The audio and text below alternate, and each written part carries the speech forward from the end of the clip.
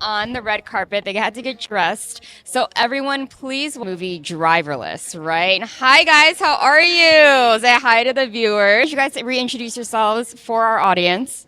My name is Stephen Foster, and I am the writer. I'm sorry, I am the actor and producer of Driverless.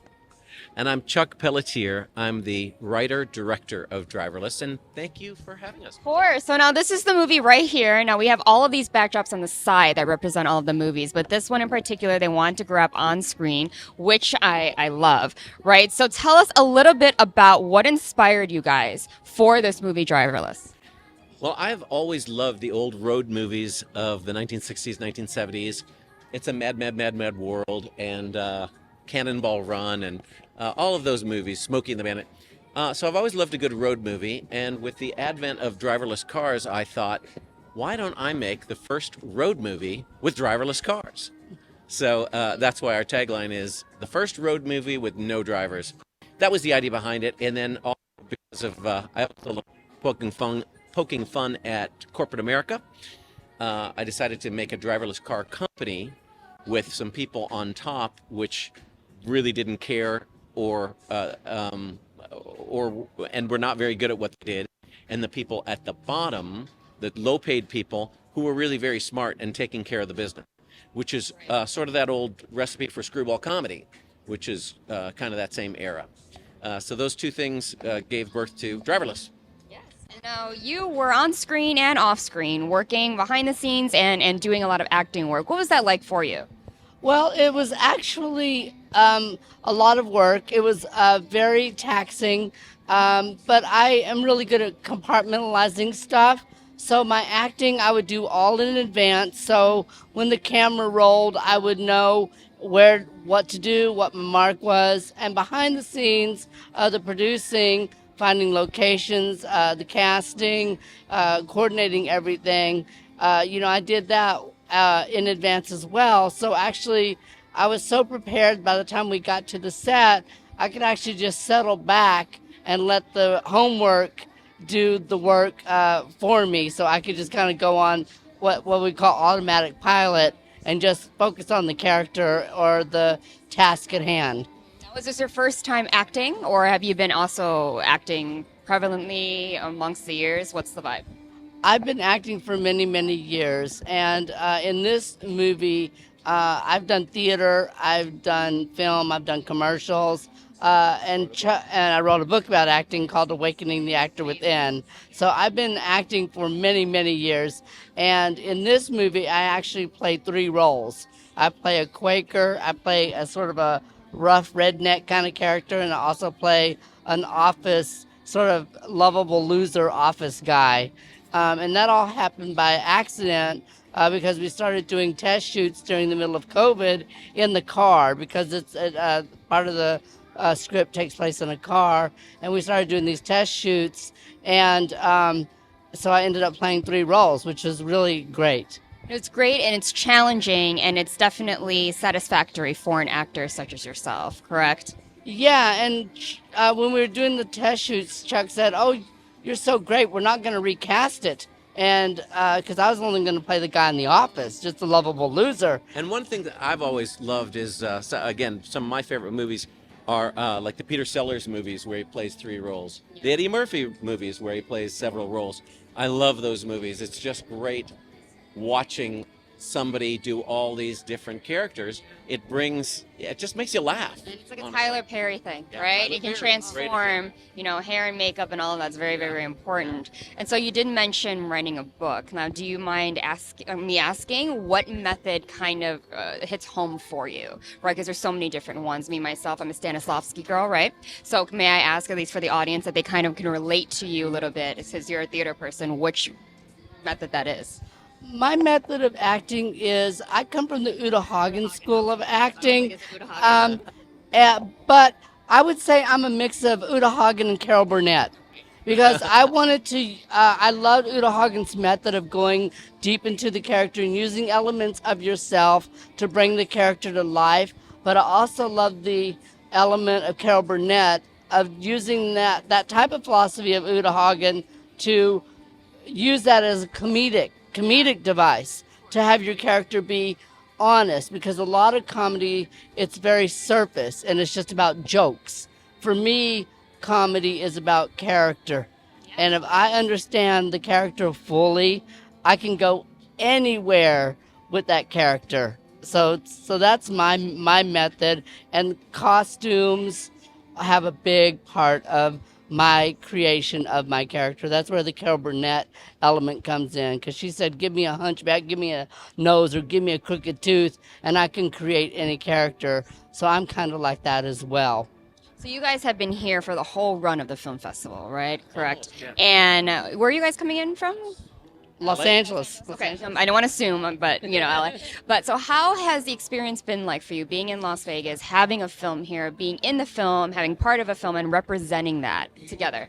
Well, we love this film festival, and we were in another film festival that were run by Peter and John, the film festival directors. So we knew this was going to be a great experience because those guys just have it down. They always pick the best venue. They always have a great experience for the filmmakers. And you always meet a lot of other filmmakers. And a great thing about going to a film festival that's outside of Los Angeles is you meet a lot of people who are not from Los Angeles. A lot of times the Los Angeles festivals are mostly Los Angeles people. Here, I don't think we've met anybody from Los Angeles. And most people are from just everywhere else, because Vegas is such a great city to fly into from Baltimore or Washington, D.C. Right, exactly. So what it's been do a great experience. What are you guys trying to accomplish having Driverless here? How do you want to leave this weekend? Well, ultimately, Driverless, I think, would make a great major budget movie. The reason we wrote it as a short film and produced it as a short film is that I think it makes a perfect little short film.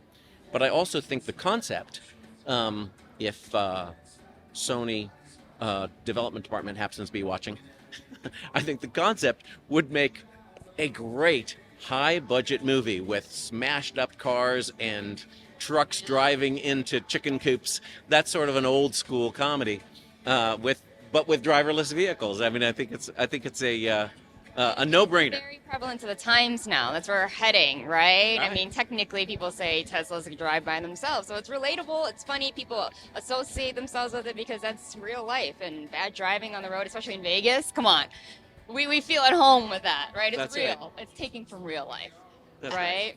And also the aspect of screwball comedy, which the screwball comedies of the 40s, the 50s, it was oftentimes the bum on the side of the street that was the really smart guy, and it was the Uncle Scrooge mean guy who was really not that smart. So I love the idea of like the Scrooge kind of character being the not smart one, and the really smart ones being the guys that are really on the low level, just doing their thing for America. Now, do you guys have other ideas in the works currently? Or are you solely focused on pushing Driverless to become a big feature? Well, we actually are working on a movie musical. That's going to be our next thing, because Chuck is he's a composer and lyricist, and he's written. We wrote a musical called The Green Room, which has been produced all around the world And off Broadway. And so we're concocting a script of characters that are. I don't want to give it away, but it's a musical, a new musical concept with funny, eccentric characters and great songs written by Chuck. And we have several other scripts that we'd love to pursue. Yeah. Yes. Do you guys ever think about bringing anything here? I know you brought your film here that was already finished, but I know that there's this whole rumor going around that it's like Hollywood 2.0. Do you ever think of using Las Vegas as your background, your landscape, your area? I would love to. That's always a possibility. It would depend on the project and the cast and what we could arrange with Vegas as a backdrop. But I think you're going to see a lot more of that. Yep. As this bullet train comes in, because things are very expensive to film in California. I mean, very expensive to film in California. Right, but it's hard to get out of Los Angeles. as soon as this bullet train goes in there, it's going to be, I'm not trying to push the bullet train, but it's going to be an hour and 50 minutes from Rancho Cucamonga. People are going to be starting to film a lot more in Las Vegas, I have a feeling. It's going to be absolutely amazing for all the filmmakers and other people to put Vegas on a map in a different type of view. You know, we got the casinos, we got the drinking, we got the lights, the partying, but why not the studio lights, right? Right. You know, That's true. Absolutely. Maybe we might be do Driverless to Las Vegas. You know? have our executive producer Maria in the seats. Yeah. Yeah. Or Loose on the streets. Loose on the strip. Las Vegas. Yeah. That's what happens now. That's okay. what I know. You know, you can just do a documentary, just film real life, and you got your movie. Exactly. You know? I could play a hooker. Hey, you've been so many. You can play every single character in the movie. I Why not at love this that. point? Yeah. Right? Well, Chuck seems to think I can do anything, so you know. Our first film was That's Opportunity Knocking, which is a similar film. It's 22 minutes long, and it's on Amazon. If anybody has Amazon Prime, you can go check out That's Opportunity Knocking on Amazon. But anyway, Stephen is the lead in that film as well. And it's a similar vibe, similar comedy, screwball sort of comedy. And that's really the genre that we like to write in. So whatever our next project is, it'll be that genre. You two give me definitely Martin Short and Steve Martin vibes. I know that they have a TV show out right now. It's a compliment. They're amazing actors and they complement each other very well. And that's the vibe they give. Great people, love film, love what you guys do. You have a passion behind it. And I really hope that we see more of you, at least Maria and I, right? So everyone, please support Driverless. Please support them. Hopefully they can be on my show one day. We can get more personal information about them significantly as themselves. But we're going to take a picture right now if you guys are okay with that. Yeah. You know, thank you guys so much for being here on the red carpet, first and foremost, and spending your time getting all dialed up just to be here with me. So thank you guys. It's been an honor and a pleasure, for sure. Thank you.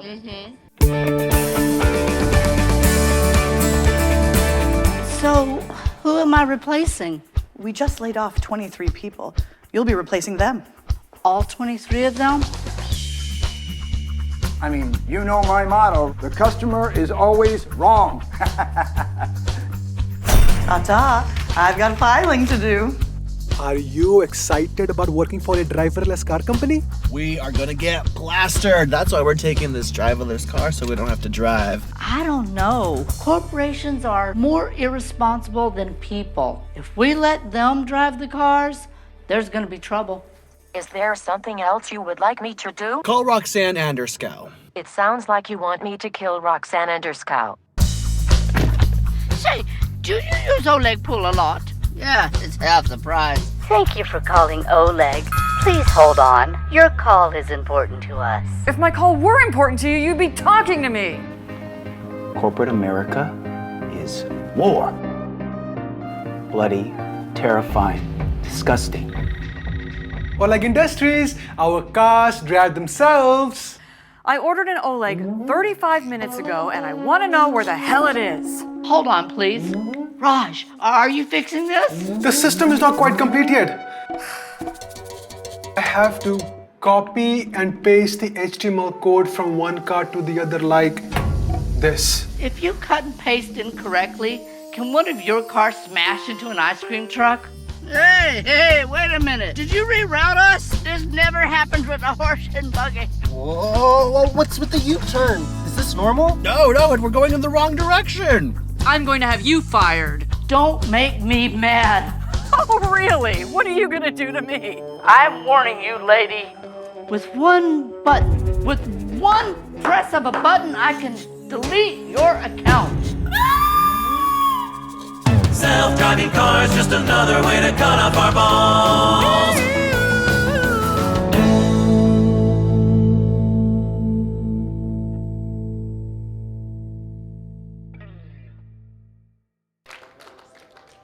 Best comedy short, Driverless.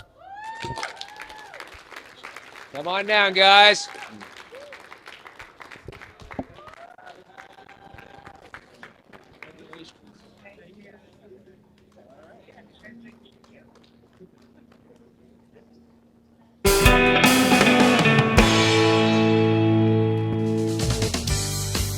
That's all I want in the whole wide world, is to live like those guys in the gangster movies.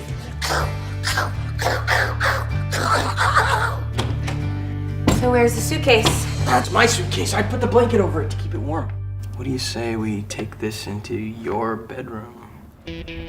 Are you two robbing us? The only thing more awkward than the wrong people having sex is the right people not having sex.